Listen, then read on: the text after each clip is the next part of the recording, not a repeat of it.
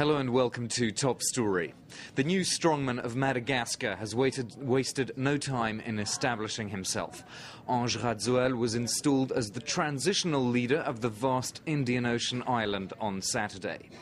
With the army's help, the 34-year-old former DJ won his power struggle with President Marc Ravalomanana.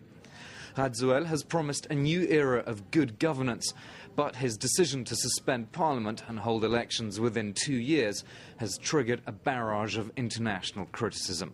Some Western donors have frozen non-humanitarian aid to the country, one of the world's poorest, and the African Union has suspended its membership.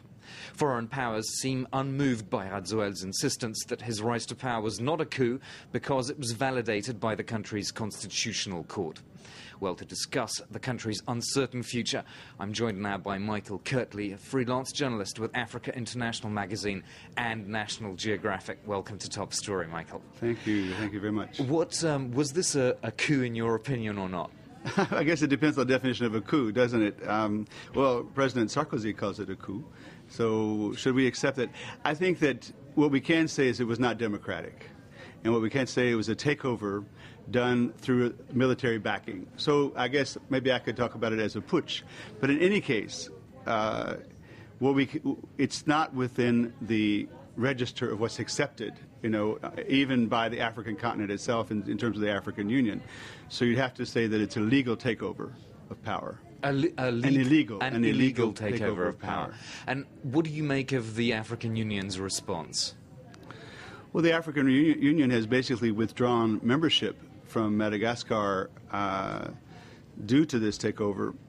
And I think that what else could they do? I mean, they have within the Article 4 of the African Union's constitution or constitutive authority to avoid and to sanction that type of thing, interrupting legally installed governments that are in power by some sort of takeover, whether they be coups or other extrajudicial manners. So they had really no choice but to do that.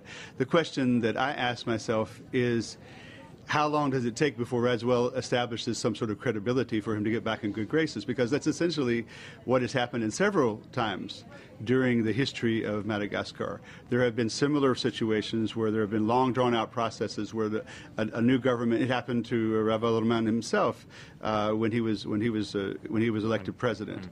So it's really hard to determine what the effect will be. What I know for sure is that the new president and the old president before him very much want to be accepted by the African Union, because that's a stepping stone to getting credibility in the international community. And of course, the US has withdrawn non-humanitarian aid.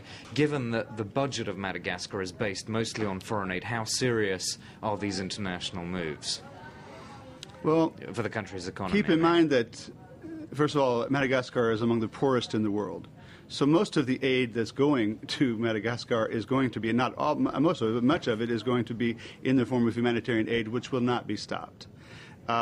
Keep in mind also that there's a great breach between rich and poor inside Madagascar. So the people, I think that it will have a great effect in the longer run, because essentially you're not going to be able to do business in Madagascar. And the longer you can't do business, the more the country goes down. I want to ask you about the cancellation of the Daewoo land lease project with the South Koreans. I mean, that must have worried a lot of investors, foreign investors in Madagascar, right? Well, it was it was really it was so bogus, this land deal. They basically were giving half of the country, half of the arable land of the country of Madagascar over to a foreign nation. And in a sense, it was very, in my opinion, very neo-colonial in the way that they approached the thing.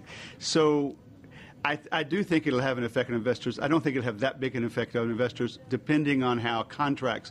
I mean, many nations, I think, reevaluate contracts when they and this wasn't actually totally in effect.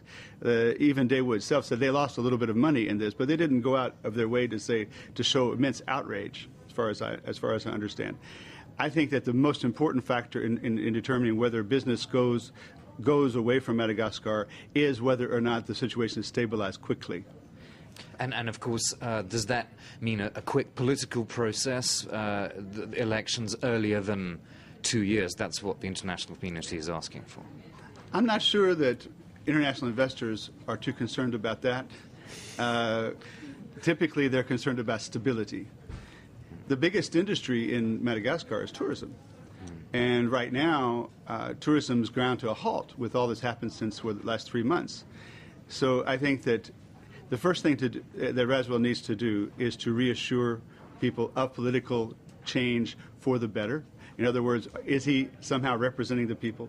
Are the people going to back him? Well, that's a key question, isn't it? Because, I mean, they've heard this rhetoric before with Ravalomanana, with Ratsiraka before. Do you believe Radziwiłł is any different? Is he a man who can really change Madagascar? It's funny, both the former president and the new president came into power through similar means. Ravalomanana was a dairy tycoon, and Radziwiłł is a kind of a media DJ tycoon. And they're both business people who have done quite well and attracted quite a following through that. I think that it's very difficult to determine how that's going to play out. Because keep in mind that not only is he very young, I mean, by the very nature of him taking power, he has said, I don't care about the Constitution. Yeah, because you have to be 40 years old to stand as president. You have to be 40 years old. Moreover, essentially the way I look at it, you have a very seasoned military who's very accustomed to this coming and going of people in power, who has handed over power to a very unseasoned politician who you would think, I mean, he expresses a lot of idealism, and he certainly was able to rally a certain number of people, but how long can that last? That's what I want to ask. And the army's always then in the background ready to step in the future if things go wrong again, as it did for Ravalomanana. That's what we have to fear, isn't it? Right. I can't speak. I don't know what the military's intentions are. Obviously, they didn't want to take power themselves. So they handed over to a very charismatic young leader. And we've had charismatic young leaders who've done wonderful things. So my biggest point is if Africa is going to be able to follow certain rules, they cannot simply decide when they're going to change power when they don't like it. There are constitutional rules that govern those things. On the other hand, obviously, when you have a country like Madagascar, the people also have a right to say something. And the people came into the street. Yeah. Okay, we'll have to end it there. Thank you very much, Michael Kirtley from Africa International and National Geographic magazines. Do stay with us for news coming up here on France 24.